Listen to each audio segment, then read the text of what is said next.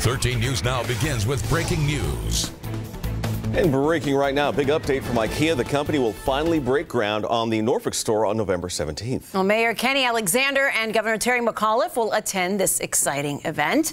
The 338,000 square foot store will open spring of 2019 at the corner of Interstate 64 and Northampton Boulevard. It's going to be packed over there with premium outlets, too. We'll have a crew there as well, so stay tuned. Well, this car we're about to see here, one jolted a Norfolk family awake this morning when it drove through their yard, slamming into a garage. That's right. It happened on Marchant Road in the Colonial Heights neighborhood. When our photographer got there, there was one man being put in handcuffs. But this person's role, if any at all, remains unclear. We do know that police arrested another man for DUI. His name, William Reed. Elise Brown spoke with the firefighters at the scene. Marchant Road neighbors waking up to a loud boom around 2:15 this morning.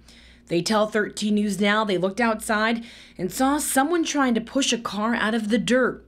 This black Nissan hit a garage and rolling over everything else in its path. Thankfully, nobody got hurt. Norfolk police arrested 30-year-old William Reed.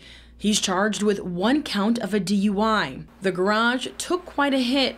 Norfolk Fire and Rescue had to temporarily stabilize it overnight. And they put up what's called a T-shore, and that basically is to hold that corner that was struck by the vehicle up and to ensure that there's a stability enough there so that it doesn't collapse until more permanent repairs can be made. Thursday morning, a city inspector checked out the damage and even took pictures. Fire and Rescue here to follow up as well. We wanted to work with buildings and structures in the city, make sure that they've contacted the homeowner and he's properly got a contractor to come out to permanently correct any structural instabilities, and that way we can get the T-shore back. To load it back onto the truck for the next time it's needed. In Norfolk, Elise Brown, 13 News Now. Well, today a person is in custody after a barricaded situation in Portsmouth at around 8 o'clock last night. The incident took place inside of a building on Henderson Street off Victory Boulevard. The person was taken into custody about an hour later, just after 9 o'clock. So far, no word on what led up to that situation in the first place.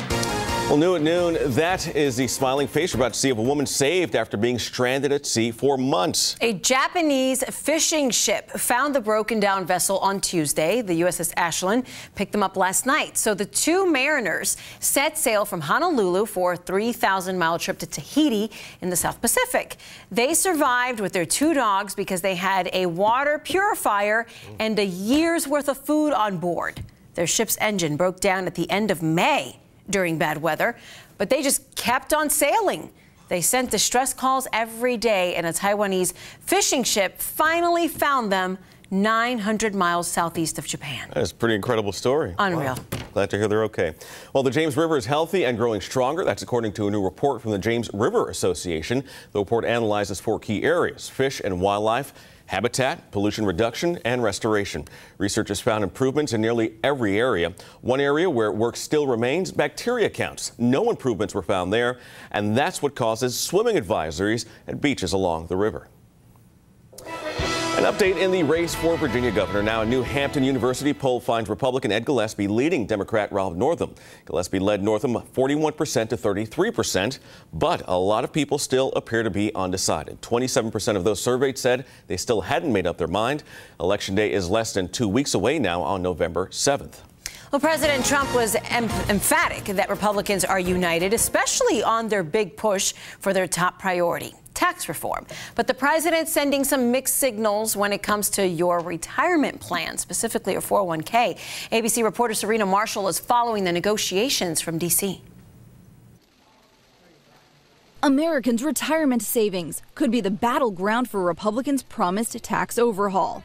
President Trump eager for a legislative win, pushing tax reform on Fox News. They're passing this bill along very rapidly. We have to get tax cuts and just pass it along. This will be the biggest tax cut in history. It's what could pay for those tax cuts, though, that could put 401ks in the crosshairs. On Wednesday, the president promising 401ks to me are very important. And they're important because that's one of the great benefits to the middle class. But just seconds later, well, maybe it is, and maybe we'll use it as negotiating, but I trust me. The response after the top Republican writing the plan said there could be limits on how much people can contribute to their retirement accounts. And is a flip from just 2 days ago when the president tweeted definitively, there will be no change to your 401k. Current law allows you to contribute up to $18,000 a year, tax-free, until you are ready to use it at retirement. The change Republicans have floated would lower that contribution cap to only $2,400 a year. Republicans argue it would force Americans to put money into retirement plans that are taxed immediately, helping them pay for some of those tax cuts. Democrats opposed to the idea and the tax plan. 80% of the GOP's tax cuts go to the wealthiest 1% at the expense of children and working families. And that was Serena Marshall reporting. So the full plan is expected to be revealed next week. Republicans want to pass it by Thanksgiving using a simple majority and have it signed by the end of the year. So here is a breakdown on some of President Trump's tax plan. His administration says the plan will raise the average household income about $4,000 from $83,000 to $87,000 per year. But here's how they get that number. If you take 10 households, 9 make $50,000 a year, and 1 earns $380,000 per year, their average income is $83,000. You can increase the average income by $4,000 by giving the 9 lower income homes an extra $500 a year and the $380,000 household an extra $35,000. And one of the biggest advantages to high income homes is the elimination of the estate tax.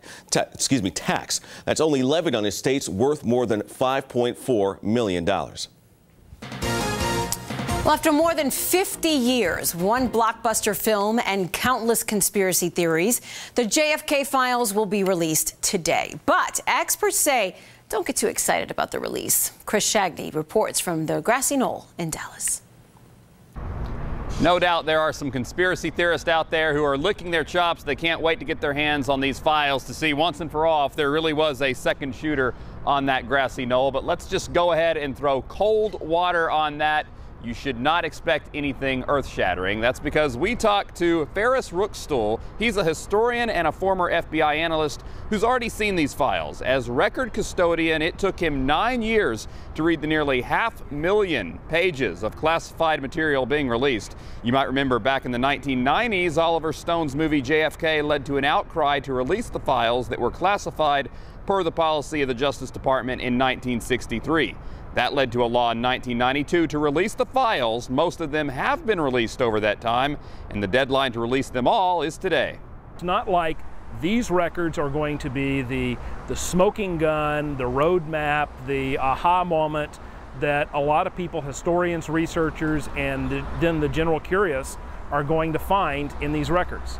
So if not a smoking gun, if not a second shooter, what will we read in these files? Rookstool says a lot of it's going to be notes from follow-up investigations that happened later in the 90s, not even the 60s, and that it all comes to the same conclusion. All the agencies who investigated say that 3 shots were fired from the 6th floor of the Texas School Book Depository.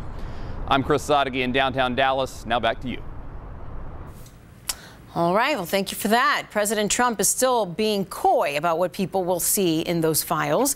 We're going to have a full report on the JFK files coming up this afternoon at 4 o'clock.